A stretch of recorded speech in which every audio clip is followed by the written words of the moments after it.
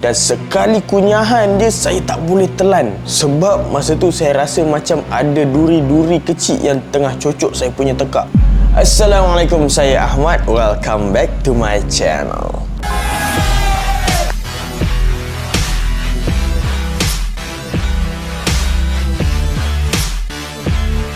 Okey, Alhamdulillah, terima kasih diucapkan kepada anda yang masih setia bersama dengan saya. InsyaAllah hari ini saya nak sambung kisah daripada buku Ustazah Basikal. Buku yang mengisahkan tentang pengembaraan saya bersama dengan isteri mengembara ke 14 buah negara bermula daripada Malaysia, Thailand, Myanmar, India, Nepal, Pakistan, China, Kyrgyzstan, Kazakhstan, Uzbekistan, Afghanistan, Iran, UAE dan Arab Saudi selama 15 bulan, dan kami hanya bermula dengan RM1,900 sahaja. Okey, sebelum itu saya nak minta maaf banyak-banyak kepada anda semua kerana dah lama gila tak bersiaran kat dalam channel YouTube Ahmad Isa ni, disebabkan kami berada dalam satu pengembaraan dalam jelajah Malaysia, insyaAllah. Dan Alhamdulillah, setakat ini kami dah melalui selama sebulan 3 minggu, almost 2 bulan lah, dan masih lagi berbaki 1 bulan. Kami dah lalui beberapa negeri, bermula daripada Perak, kami masuk ke Pulau Pinang, Kedah, Perlis, Thailand, Kelantan dan Terengganu. Dan insyaAllah ada lagi berbaki Pahang, Johor, Melaka, Negeri Sembilan, Kuala Lumpur dan Selangor. InsyaAllah, bagi siapa yang nak berjumpa dengan kami, just tahan je kami dekat tepi jalan, insyaAllah. Dan kami masih lagi buka ruang untuk wakaf buku Ustazah Basikal, sebab Alhamdulillah kami dah sampaikan wakaf buku Ustazah Basikal kepada lebih 30 buah madrasah di sepanjang perjalanan kami, dan masih lagi berbaki 40 ke 50 madrasah, dan kami masih lagi buka ruang untuk wakaf kepada anda. Saya siapkan link dekat ruang description. Ok, so tanpa kita lengahkan masa lagi, jom kita sambung cerita. Okey, pada episod yang lepas, saya dan Ustazah bermalam di madrasah bersebelahan dengan Masjid Gausia Rajvia. Dan pada sebelah pagi tu, saya bangun awal untuk mandi, dan toilet dekat situ memang pakai langsir je. Masa tu Adilah dia kata dia tak nak mandi dekat situ sebab terlalu open, walaupun belum lagi masuk waktu subuh, dan dia kata mungkin dia akan ketuk pintu rumah sebelah untuk tumpang mandi. Suka hati dia je kan. Tapi saya dah kenal lah Ustazah Adilah ni, dia memang tak kisah pun. Jadi dia ada privacy dia sendiri. Dan selepas saya mandi, saya siap-siap bersolat untuk solat jemaah. Dan masa tu Adilah dia tinggal sendirian dekat madrasah tu lah. Dan saya cakap bila saya dah balik solat nanti, barulah dia pergi ke rumah sebelah. Dan masa tu bila dah habis solat dan saya kembali ke madrasah tu, saya cakap dengan Adilah, kita kemas siap-siap lah dan letak terus barang dekat basikal, supaya selepas dia mandi nanti kita akan boleh terus bergerak lah. Dan masa tu bila dah habis kemas, dan Adilah pun pergilah dekat rumah sebelah. Dan pada waktu tu saya tinggal dekat madrasah tu, tunggu pelajar-pelajar semua datang. Dan sementara tunggu pelajar-pelajar ni datang, saya pun syuting lah, tangkaplah gambar dekat sekitar madrasah tu lah. Dan masa tu saya berjumpa dengan satu kerusi roda tambah basikal. Kerusi roda ni agak pelik bagi saya sebab tak pernah nampak dekat Malaysia, tapi dekat India memang banyak. Saya nampak ada orang yang tak ada kaki, yang berkerusi roda, tapi dia kayuh basikal dekat jalan lah. Kerusi roda basikal ni dia tersadai kat situ dan karat lah. Dan saya nampak kalau apply dekat Malaysia ni memang cantik lah untuk orang kurang upaya yang tak ada kaki, ataupun untuk menggunakan kerusi roda basikal ni dekat jalan raya Malaysia. Wallahualam, mungkin boleh di-apply kot. Okay, dan selepas tu pelajar makin lama makin ramai yang masuk ke madrasah tu, dan saya pun masuklah ke dalam madrasah tu dan minta izin kepada ustaz untuk nak record pelajar-pelajar itu menghafal dekat situ. Dan ustaz masa tu benarkan, dan dia ajak saya duduk dekat sebelah dia. Masa tu dia offer saya chai dengan roti prata, kalau tak silap. No, capati. Ustaz tu sediakan capati dan dia suruh makan. Dan masa tu saya ni dengan ustaz ni duduk dekat berhadapan budak-budak ni. So seorang demi seorang budak-budak ni datang ke ustaz ni untuk baca, dan saya duduk depan ni segan lah kalau nak makan kan. So saya ambil sikit je lah. Dan masa tu saya pun record cara mereka menghafal tu, lebih kurang macam madrasah yang lain lah. Sama dekat Malaysia pun sama juga kan, goyang-goyang macam ni kan untuk menghafal. Mungkin teknik tu berkesan untuk nak menghafal. Okay, dan masa tu sejam jugalah saya record semua. Dan masa tu Adilah tak keluar-keluar ni. Masa tu saya duk fikir, kita ni nak keluar awal ni sebab makin lama makin panas. Kalau kita keluar awal pagi ni masih sejuk lagi lah dan sedap untuk nak kayuh. Dan Dan masa tu saya cakap, ish, tak boleh tunggu lama ni kan, ustazah lama sangat ni mandi sampai sejam ni. Dan masa tu saya cubalah untuk memberanikan diri untuk ketuk pintu rumah sebelah. Saya ni segan sikit lah nak ketuk pintu rumah orang ni kan, sanggup tak ketuk kan. Dan masa tu saya pun ketuklah pintu rumah sebelah dan tanya ada tak Adilah kat dalam. Dan masa tu ada seorang budak keluar dan dia pun panggilkan Adilah ke dalam. Dan masa tu saya tengah memang risau lah kan, kenapa ustazah ni lama sangat kat rumah ni. Masa tu ustazah pula boleh keluar dengan muka yang sangat ceria.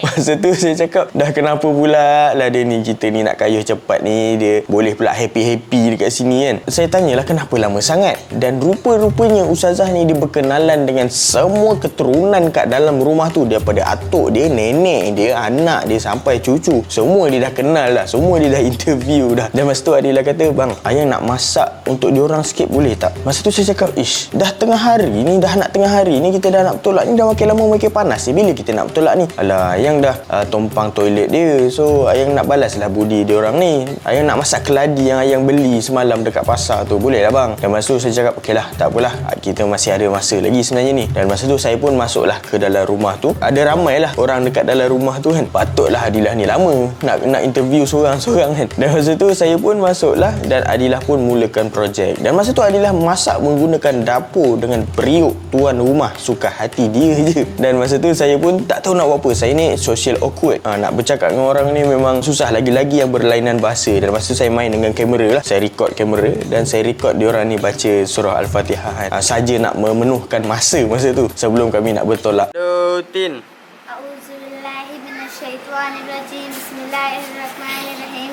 Alhamdulillahirabbil alamin. Bismillahirrahmanirrahim. Iyyaka na'budu wa iyyaka nasta'in. Ihdinas siratal mustaqim, siratal ladzina an'amta 'alaihim ghairil maghdubi alaihim waladdallin. Amin, amin. Dan masa tu Alhamdulillah Adilah dia dah habis masak dan dia pun happy lah. Dia pun offer dekat keluarga tu untuk nak makan. Dan masa tu semua orang excited nak cuba masakan Adilah. Dan masa tu Adilah masak keladi sira gula. Dan masa tu mereka makan dan selepas tu mereka dah tak nak makan dah. Saya kata, dia orang ni tak biasa kot makan sira ubi ni. Ambil abang try jap. Dan masa tu saya pun cubalah makan sira ubi tu. Dan sekali kunyahan je saya tak boleh telan. Sebab masa tu saya rasa macam ada duri-duri kecil yang tengah cocok saya punya tekak. Dan masa tu saya cakap, yang dahsyat ni keladi India ni, tak sama ni dekat Malaysia ni. Dan masa tu semua orang memang tak nak makan. Adilah sekali pun tak nak makan. Dan akhirnya bila tak ada orang makan, kami terpaksa buanglah makanan tu. Dan masa tu saya cakap, kita kena try dulu ni sebelum kita hidangkan kat orang kan. So itu adalah satu pelajaran dan pengajaran untuk kami lah. Dan selepas tu kami bergambar bersama-sama dengan keluarga mereka sebelum kami mulakan kayuhan ke arah New Delhi. Alhamdulillah. Selepas kami berkayuh pada pukul 2 tu, kami berehat dekat satu pondok Pak Guide yang sekelilingnya adalah kilang. Dan masa tu kilang tu tutup kot, mungkin waktu tu tengah cuti. Dan masa tu adalah ruang dan bangku untuk kami berehat dekat situ. Dan masa tu saya cakap dengan Adilah, saya lapar lah, jom kita makan jap. Dan masa tu saya pun ajak Adilah ke pondok tu untuk berehat. Dan selepas tu Adilah pun keluarkan 2 stov, satu untuk masak nasi dan satu untuk masak air lah. Dan masa tu saya cari pot untuk nak baring Dan waktu saya baring tu tiba-tiba hanyut. Bila Adilah habis masak, Adilah pun kejut. Dan masa tu saya cakap, lah abang ingat nak baring je tapi tertidur lah pula, sorry tak tolong masak. Masa tu Adilah kata, tak apalah, nak masak nasi je pun, makan dengan serunding. Dan masa tu kami makan nasi panas dengan serunding. Waktu travel ni serunding daripada Malaysia pun dah rasa cukup nikmat dah, Alhamdulillah. Dan selepas kami makan, kami pun letak barang-barang semua dekat tepi, tolak ke tepi dan kami pun baring lah. Dan tanpa kami sedari, masa tu jam dah menunjukkan pukul 5 petang. Dan masa tu saya terus terjaga dan terasa nak buang air kecil lah. Saya cari tandas tak jumpa. Saya pun macam orang kampung juga, carilah semak yang berdekatan untuk nak melepaskan hajat. Dan saya siap-siap spray lah, ambil uduk untuk solat asar dengan zuhur. Dan masa tu saya kejut Adilah untuk bersiap-siap lah untuk kita solat. Dan masa tu saya pun naik dekat tingkat atas, sebab pondok guard tu dia ada 2 tingkat. Saya pun naik kat tingkat atas. Dan masa tu saya nampak ada satu ruang lapang dan dia punya view video adalah 360 lah. Dan masa tu bila Alidah dah habis ambil uduk dan saya ajak untuk solat dekat atas tu, saya panggil dan masa tu Adilah pun naiklah ke atas dan kami solat dekat atas bumbung pondok Pak Gad tu. Alhamdulillah. Dan selepas habis solat, masa tu kami dengar ada orang datang dekat bawah. Dan masa tu saya cakap dengan dia, yang basikal kita. Masa tu basikal kami memang tak kunci dengan barang-barang bersepah semua kat bawah tu. Kami cepat-cepat lipat sejadah dan kami terus turun ke bawah. Dan masa tu saya nampak ada seorang lelaki berjambang putih. Masa tu saya cakap, Gandalf dalam cerita Lord of the Ring kan. Tapi rupa-rupanya bukan Gandalf. Dia walaupun jambang dia putih, rambut dia putih, tapi kulit dia tetap macam orang India yang lain dekat situ. Dan masa tu saya cakap dengan dia, minta maaf banyak-banyak, kami dah buat sepah dekat tempat dia. Dan masa tu dia kata, it's okay bro. Macam tu lah lebih kurang dia punya expression dia. Dan Alhamdulillah, selepas dah siap-siap kemas, kami pun sambunglah kayuhan kami untuk mencari tempat tidur. Sebab pada waktu tu dah pukul 6 petang.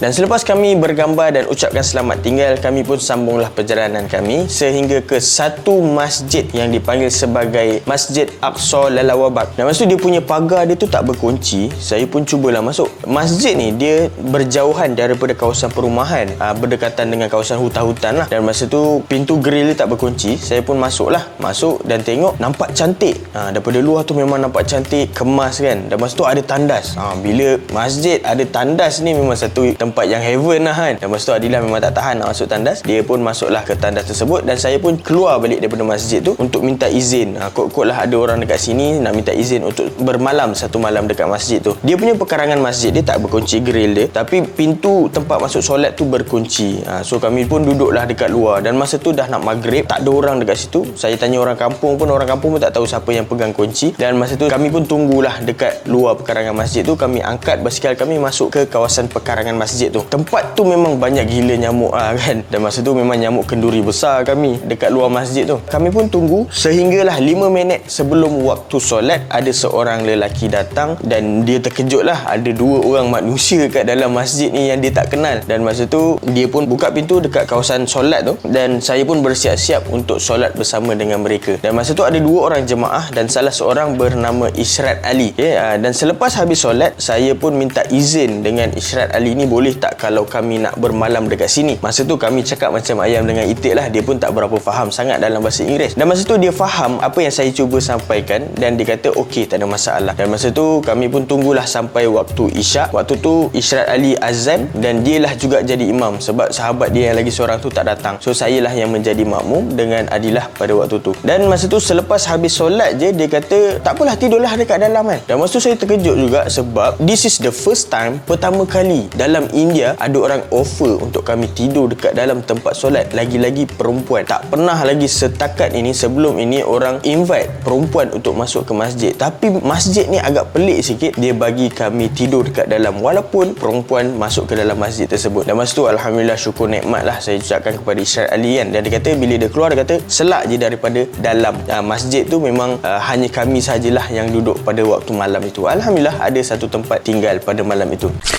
Dan masa tu Adilah kata boleh tak nak basuh baju dekat toilet tu. Saya cakap tak apalah, basuhlah baju. So bila kita keluar nanti jangan lupa pula nak masuk duit kat dalam masjid ni sebagai sedekah lah, sebab kita dah gunakan facilities dia. Dan Alhamdulillah pada waktu tu Adilah basuh dan saya pun cari tali, ikat tali daripada pagar ke pagar tu untuk nak jemur baju tu lah. Dan sebelum subuh memang kami kena angkat. Dan saya siap-siapkan sleeping bag dekat tempat tidur kami kat bawah kipas. Alhamdulillah, dan kami tutup dan tak ada nyamuk lah pada waktu tu. Dan Alhamdulillah selesai pada hari tersebut. Alhamdulillah. So saya akan sambung lagi kisah cerita ni insyaAllah pada episod yang akan datang insyaAllah. Dan sedikit hikmah daripada saya, orang berbudi kita berbahasa, orang memberi kita merasa. Bila orang buat baik dengan kita, kita cuba menjadi penerima yang baik, berkata baik, berbuat baik dan bersangka baik. InsyaAllah mereka yang memberi ni akan rasa gembira untuk nak beri lagi dan lagi, InsyaAllah, biiznillah. Sehingga di sini saja untuk episod kali ini. Bagi siapa yang belum subscribe, please subscribe. Dan jika anda sukakan video ini, please klik like dan sharekan video ini kepada sahabat-sahabat anda. InsyaAllah, sehingga kita berjumpa lagi di episod yang akan datang. Saya Ahmad. Assalamualaikum warahmatullahi